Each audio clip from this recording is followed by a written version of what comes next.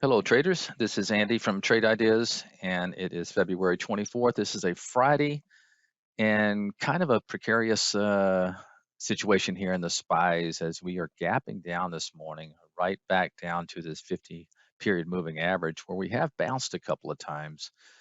And this is also a trend line going back to last October. So critical level here to hold in the SPYs. So I probably won't be taking any new positions. As a matter of fact, I may be getting out of a lot of a lot of stuff today. But uh, anyway, keep an eye on this key level in the SPYs. As far as this morning goes, a couple of things on the radar is keep an eye on this LAZR. Okay, this is a nice looking chart here yesterday. After a big green bar, it fought back and got close to yesterday's high again, breaking through this 200-day moving average.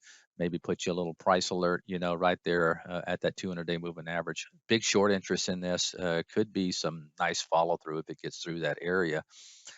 Other than that, there's some earnings out there today, but they're all kind of gapping up. I guess Max is probably the one gapping up the best. And what I mean by that, it's breaking above all of its resistance over the last several months. These other ones are just kind of gapping up right in the middle of a 20-day range. So maybe tough to gauge on that.